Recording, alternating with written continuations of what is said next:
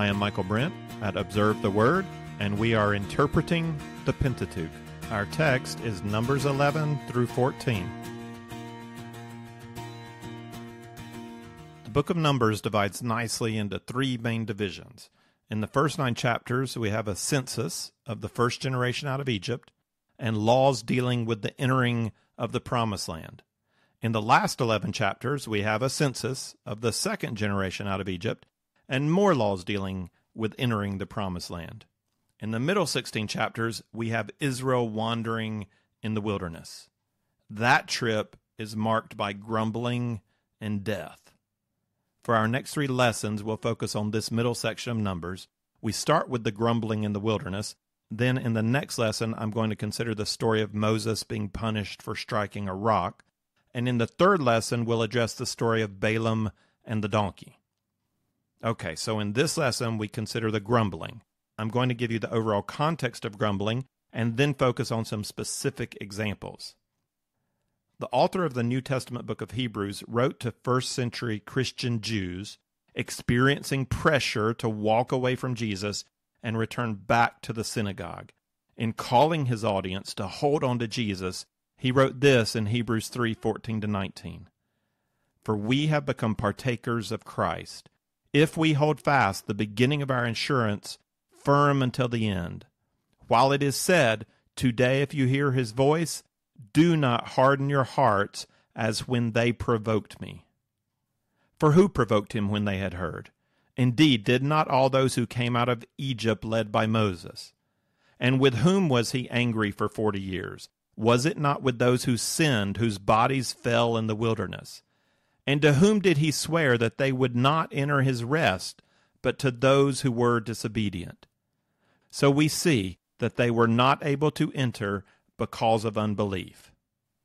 This is the legacy left by the first generation of Israelites to come out of Egypt.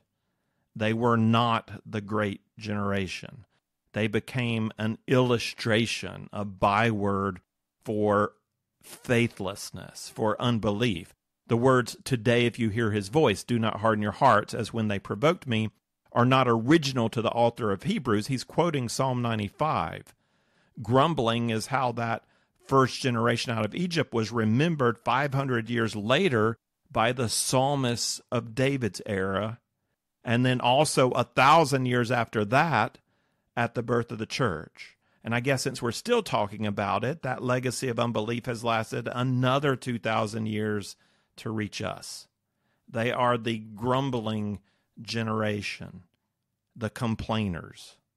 That's not a legacy to be proud of.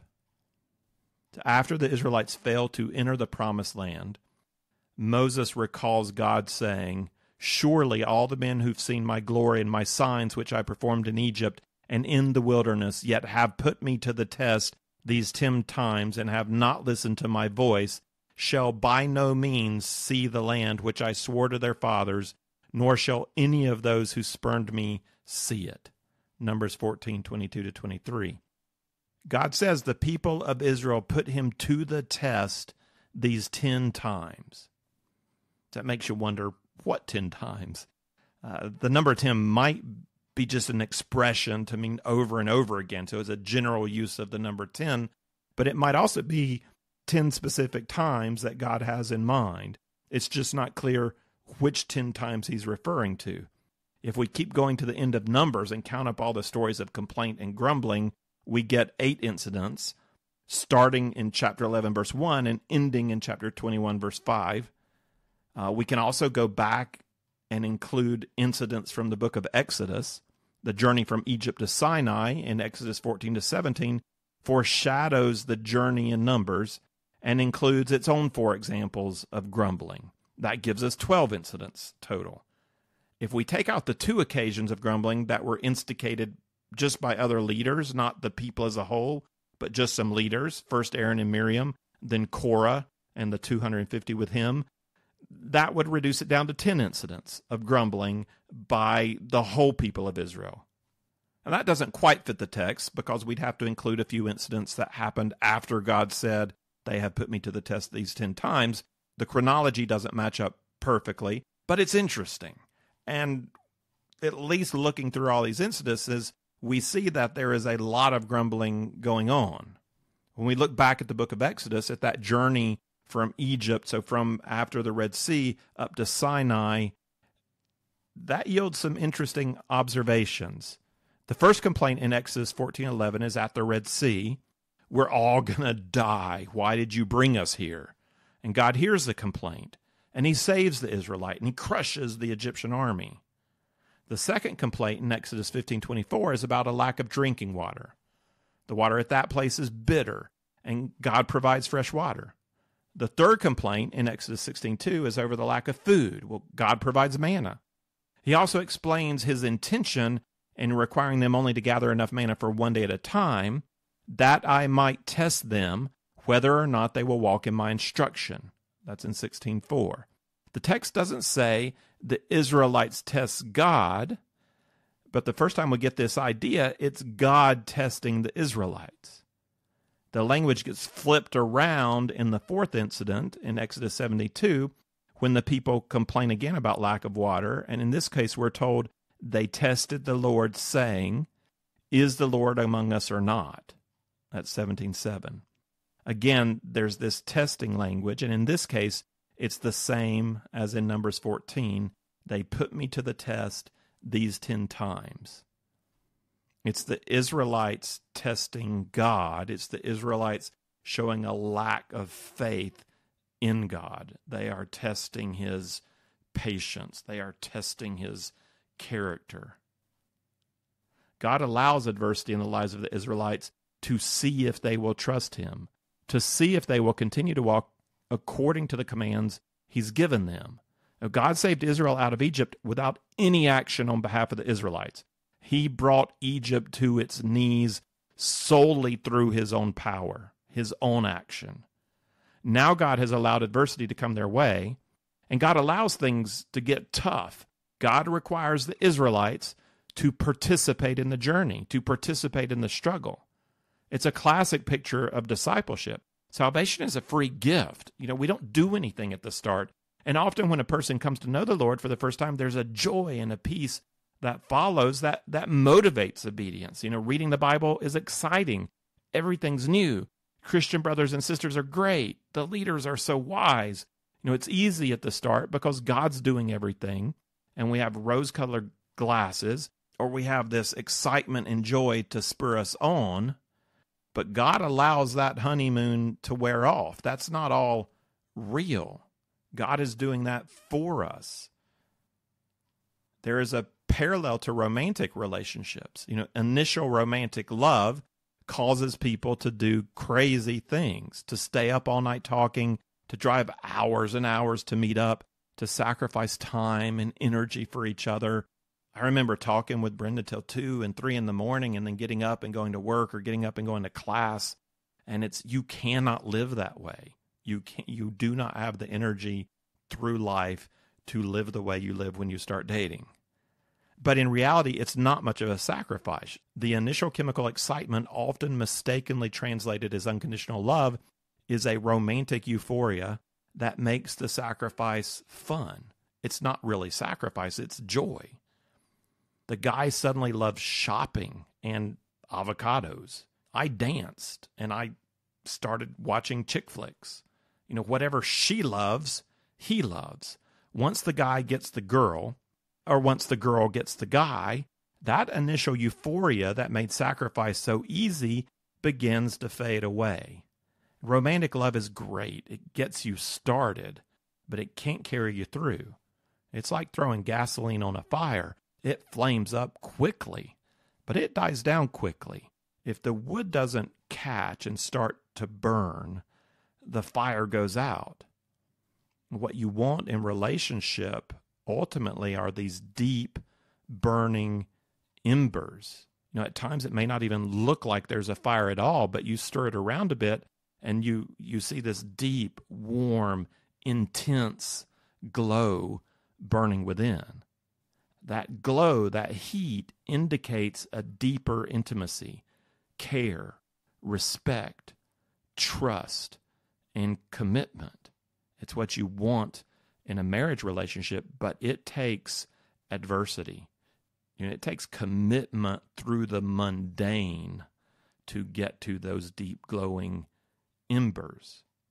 That deeper, intimate commitment is also what you want in a relationship with God. You build it by walking through adversity with God and staying committed through the mundane after the initial euphoria is worn off. So many potential disciples of Christ flame out when the winds and rain come and the weeds grow up. They have no root. They're choked out. It was all great at first. It's interesting to me how many people stop reading the Bible after those initial days of euphoria wear off because they don't get the joy and peace they got at first when they were reading the Bible. It's as though the only person of the Bible is a quick emotional fix, like eating cake and ice cream. That's why I come to the Bible. And if I don't feel great after I read it, then why would I read it? Really, there's no point in studying the Word of God, God's perspective of reality, unless it happens to give you a good feeling in the moment. So much value in life comes from doing challenging tasks that don't give an immediate emotional benefit. Studying the Bible, attending a home group, prayer, going to church, maintaining integrity in relationships and in your choices of entertainment, initiating spiritual conversation, addressing conflict, forgiving and asking for forgiveness, trusting God when life sucks, doing it when the joy is high, and doing it when the joy is absent. That's how disciples are made. And the journey to Sinai is a God-tailored discipleship course for beginners. The first generation out of Egypt fails to embrace that challenge. They see barriers as reason to complain and turn back, and they complain their way through the journey. And you wonder, are they getting anything out of this? They even start longing for slavery in Egypt. They have no vision for what could be. Moses sees a promised land. They only see what was, what we left. And they don't even see that correctly. How often do you hear people wish themselves backwards, and there's this imaginary past that was so great. If only we could return to the communist days under Tito. Those were the days. God doesn't punish the Israelite people at all during this initial journey described in Exodus. He gives them he saves them at the Red Sea. He gives them water. He gives them food. He gives them more water. God has great patience with these young disciples. He keeps providing for them and keeps giving them opportunities to step up and trust. His name is compassionate and gracious, slow to anger, full of loving kindness and truth. But notice it is slow to anger, not never angry. On the other side of Mount Sinai, after the golden calf and the restoration of covenant, after the indwelling of the tabernacle, God's slowness in anger comes to an end with this unbelieving generation. To call them disciples is being way too generous. The majority are never going to yield in the stubbornness of their hearts. This is the sad legacy of the grumbling generation. Let's consider some specific incidents. And as we do, let's consider not only what we learn from the people, but also the lessons of leadership that we see in Moses.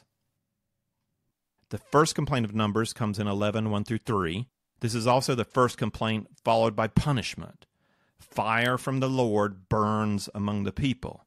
It is a literal demonstration of the language of Exodus where God's anger is said to burn. The appearance of his glory on the mountain was a consuming fire. He is the fire on the bush. This is not a people that has yielded independence to him. They continue to turn en masse away from God.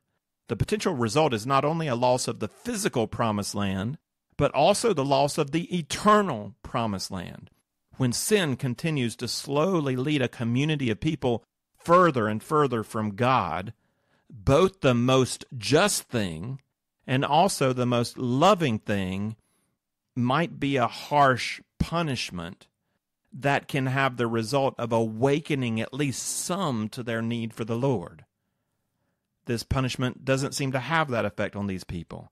They are a truly stubborn people. After the fire, they quickly turn to complaint again. So let's read the second complaint. This is a bit longer one. This is in Numbers. We'll start in 11:4-6. The rabble who were among them had greedy desires, and also the sons of Israel wept again and said, "Who will give us meat to eat? We remember the fish which we used to eat free in Egypt." They were slaves, but they ate the fish free. "The cucumbers and the melons and the leeks and the onions and the garlic, but now our appetite is gone. There's nothing at all to look at except this manna," which, by the way, they do get free from heaven. It just falls down and they pick it up. So the people show no vision for a future promised land and no appreciation for the miraculous provision God is giving them on the way there. They're not prepared to suffer even for a little while for the freedom that lies ahead. They begin to dream of the slavery they left behind. They've no sense of where they're going. They only see the dark clouds of the present day, and they don't even see that clearly. They have all they need in God's provision of manna, but they want more. Are we ever like that? Moses sees clearly what they left behind, and he sees what lies ahead, but the complaining of the people weighs him down heavily. The people are pushing him over the edge, and he unloads his frustration on God in Numbers 11:10-15. Now Moses heard the people weeping throughout their families, each man at the doorway of his tent, and the anger of the Lord was kindled greatly, and Moses was displeased. So Moses said to the Lord, "Why have you been so hard on your servant, and why have I not found favor in your sight, that you have laid the burden of all these people on me? Was it I who conceived all these people? Was it I who brought them forth, that you should say to me, 'Carry them in your bosom as a nurse carries a nursing infant, to the land which you swore to their fathers'? Where am I to get meat to give to all these people? For they weep before me, saying, 'Give us meat that we may eat.' I alone am not able to carry all this people. It is too burdensome for me. So if you're going to deal thus with me, please kill me at once, if I have found favor in your sight, and do not let me see my wretchedness." Just kill me now. That's what Moses is saying. And what leader can't relate in some way to the emotions spilling out of Moses? Moses, honest with the emotional burden, blames God. Why did you make me do this? Why these are your people. You thought them up. You're the one who promised the promised land to their fathers. Why did you call me to this role? Why did you give me this unfaithful, unbelieving, ungrateful rabble? I can't do it. I can't take it anymore. They want meat. Where am I going to get them meat? What am I going to do? Kill every last sheep that we have? Where am I going to get the meat? This is so easy for me because I've done this so often in my ministry, and unfortunately, Brenda, not the Lord, is the one who's had to listen to it. But you get pushed over the edge, and that just emotionally, you can't take it anymore, and you spill it out on God.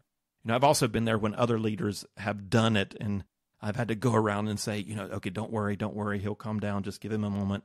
So how's God going to respond to Moses? Well, remember, one of the principles of biblical interpretation I mentioned way back in Genesis when we were talking about Abraham is that even though the biblical narrative rarely tells us directly the state of a person's heart, we interpret the state of the heart according to the dialogue they have with God. How does God respond to the person? What happens in the person's life following this?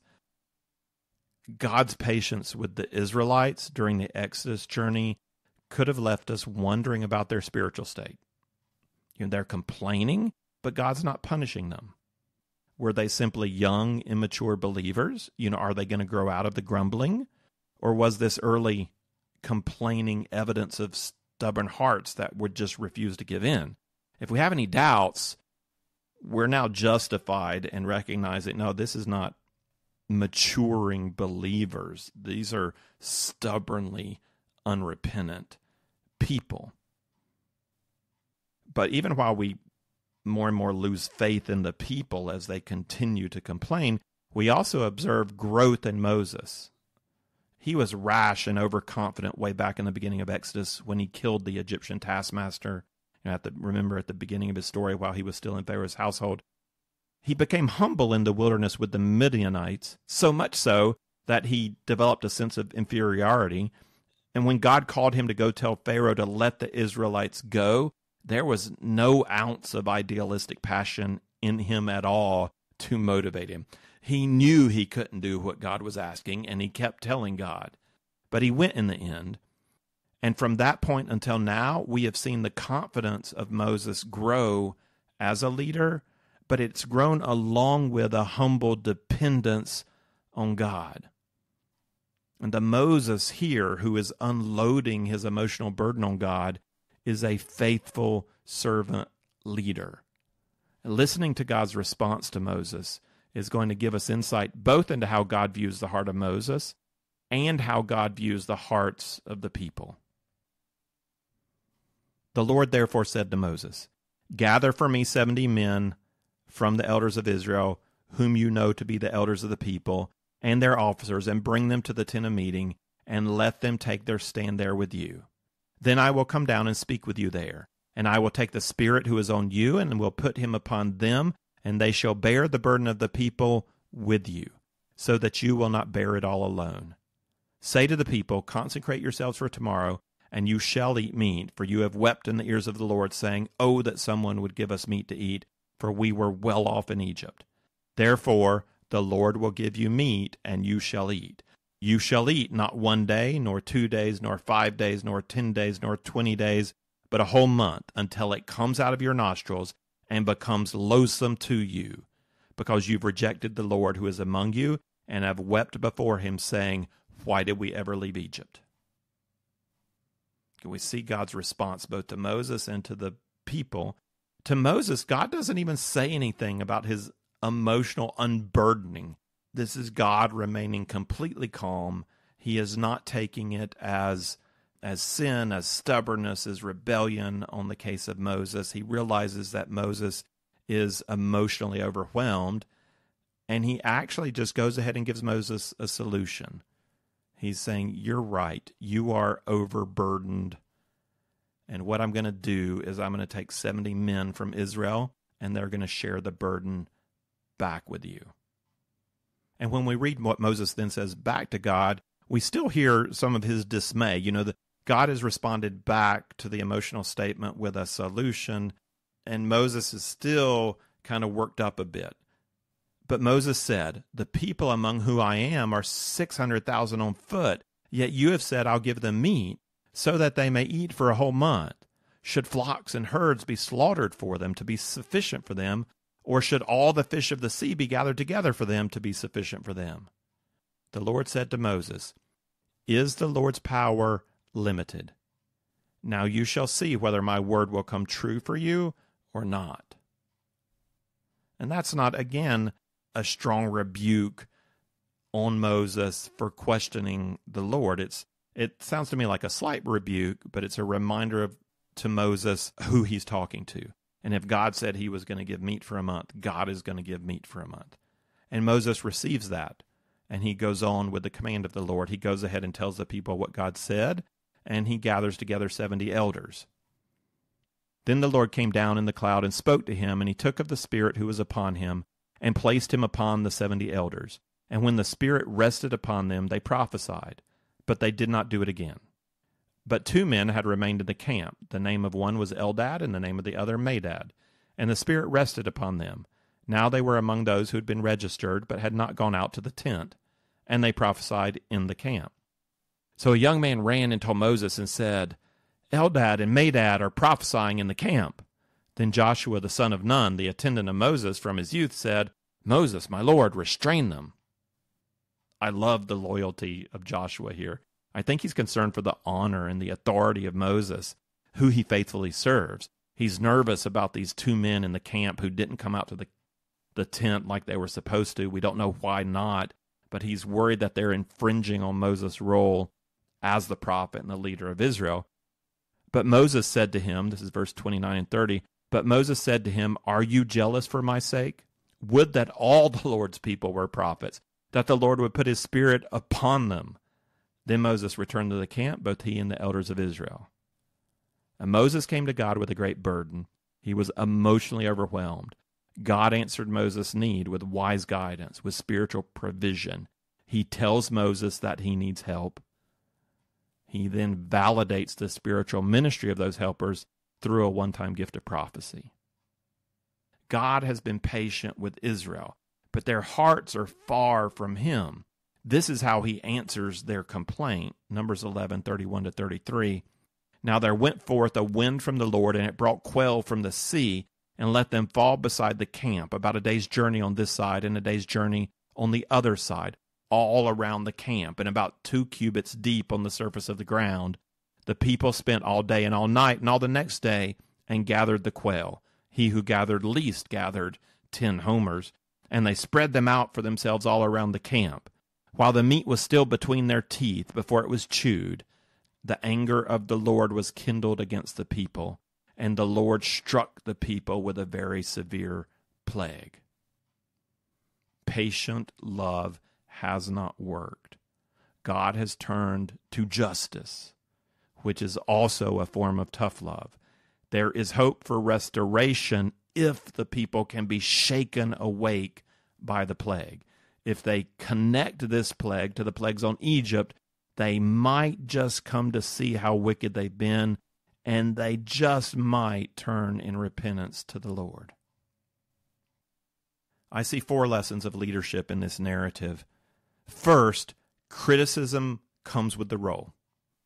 Leaders have to hold on to a vision of the future, and leaders have to make difficult strategic decisions to help a community realize that vision.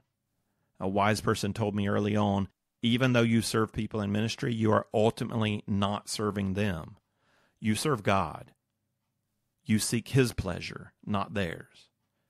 And we can imagine how Moses felt having led this people out of Egypt and knowing he is leading them to a good place and knowing he gave up his life in Midian to come and do this, and yet they have continually resisted and complained. Even harder for Moses, the grumbling of the next chapter involves his sister Miriam and brother Aaron. They speak out about his wife.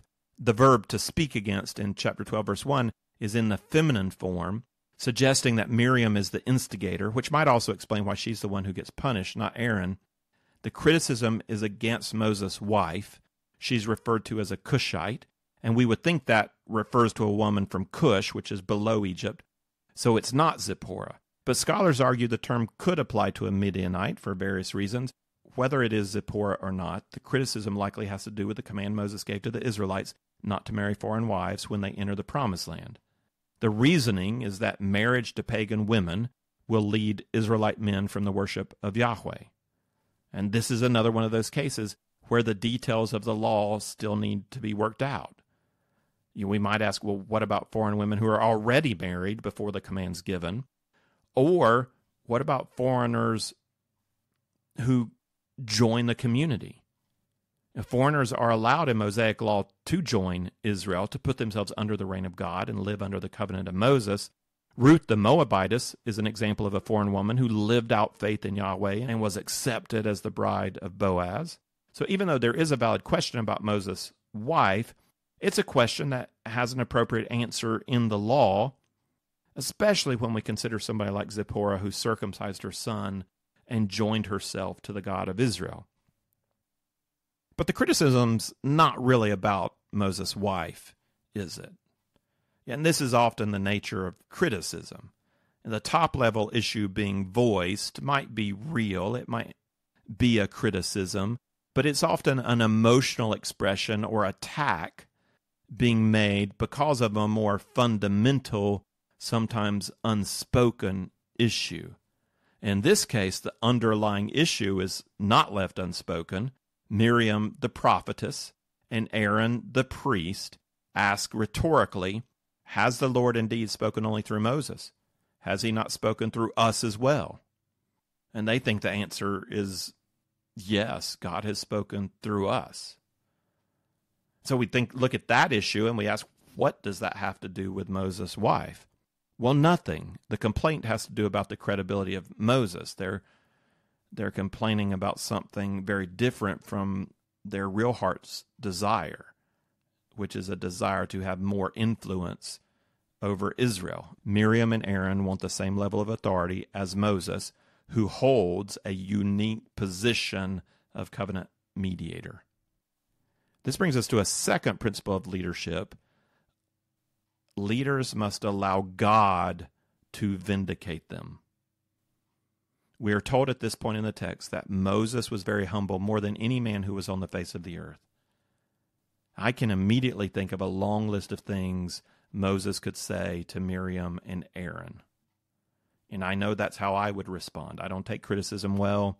I'm quick to become defensive and quick to state my case. Too quick.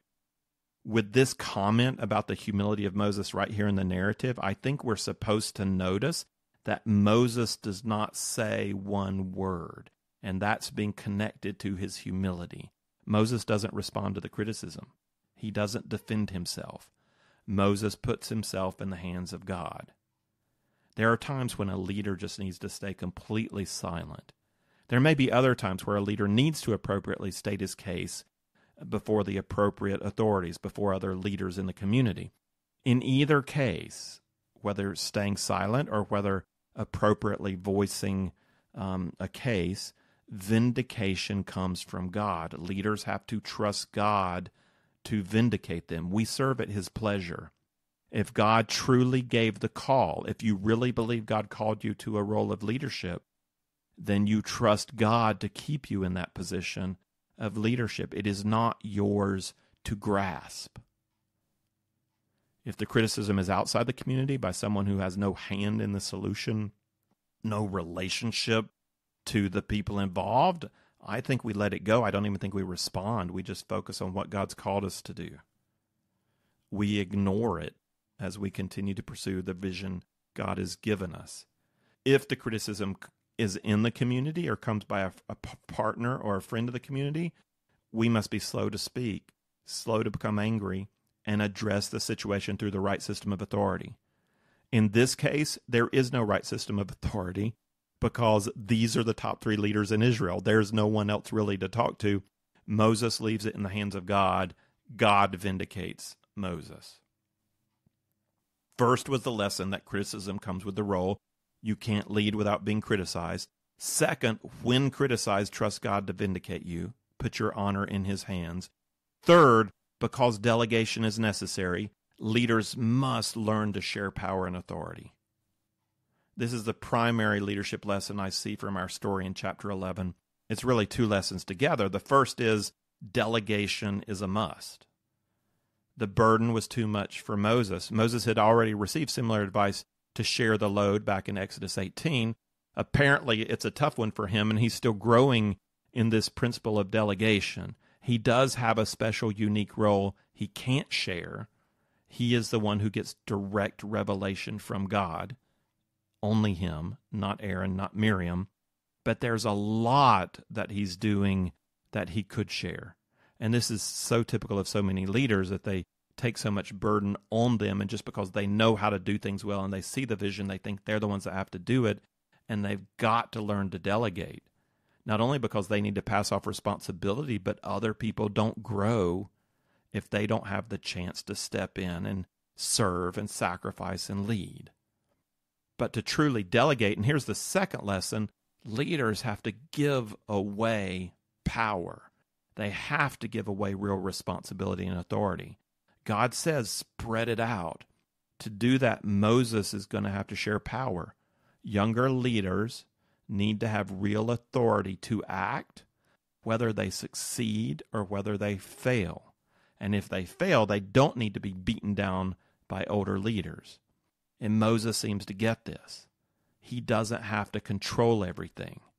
Joshua is really concerned by what is happening out of sight without Moses present, these two guys in the camp. So when the young man runs to Moses, then Joshua is quick to criticize these two leaders who are prophesying in the camp. But Moses says, let it happen. Let the Spirit work. It is a mark of Moses' humility that he's able to let go of control and he's able to let others exercise their spiritual gifts in the community without his oversight. The fourth lesson, God's people need leaders. Leadership involves a vision of where the people need to go and the heart and the will to help get them there. And these people desperately need Moses. And they need other leaders working with Moses, or they're going to lose Moses. He can't do it alone. All God's people have the ability to sit back and criticize. That is not a unique spiritual gift. Not a lot of people are able or available or willing to step up and lead others forward. It is not an easy job. And unless we're in the game, contributing, serving, praying for our leaders, helping our leaders, we really should keep our criticism to ourselves. We need leaders, and we need to pray for them, and we need to encourage them, and we need to help them. Let's look at just one more incident of grumbling. It's the big one. In chapter 13 of Numbers, men from each tribe are sent to spy out the land. Chapter 14 doesn't begin well. This is verses 1 through 4. Then all the congregation lifted up their voices and cried, and the people wept that night. All the sons of Israel grumbled against Moses and Aaron, and the whole congregation said to them, "Would that we had died in the land of Egypt, or would that we had died in this wilderness. Why is the Lord bringing us into this land to fall by the sword? Our wives and our little ones will become plunder. Would it not be better for us to return to Egypt?" So they said to one another, "Let us appoint a leader and return to Egypt." Joshua and Caleb speak up in faith to support the original vision of taking the land. We can do it. The people pick up stones to kill them. God intervenes, manifesting his glory to all of Israel. Then God expresses his desire to Moses to destroy Israel and start over with Moses. In a way very similar to the golden calf incident, God's revealing his just anger draws out a response from Moses. And here is that response. This is Numbers 14:12-19. But Moses said to the Lord, "Then the Egyptians will hear of it, for by your strength you brought up this people from their midst. And they will tell it to the inhabitants of this land. They have heard that you, O Lord, are in the midst of this people. For you, O Lord, are seen eye to eye, while your cloud stands over them, and you go before them in a pillar of cloud by day and in a pillar of fire by night. Now if you slay this people as one man, then the nations who have heard of your fame will say, because the Lord could not bring this people into the land which he promised them by oath, therefore he slaughtered them in the wilderness. But now I pray, let the power of the Lord be great, just as you have declared. The Lord is slow to anger and abundant in loving kindness, forgiving iniquity and transgression, but he will by no means clear the guilty, visiting the iniquity of the fathers on the children to the third and the fourth generations. Pardon, I pray, the iniquity of this people, according to the greatness of your loving kindness, just as you have forgiven this people from Egypt even until now." This is the prayer of a leader. This is a guy who gets the glory of God. And be careful here. Moses is not playing up to the vanity of God. Moses is not trying to manipulate God by bringing up his glory. God, you care so much about your glory. Don't destroy the people. No, Moses cares about God's glory. Moses cares about the fame of his name. That burns in Moses' heart.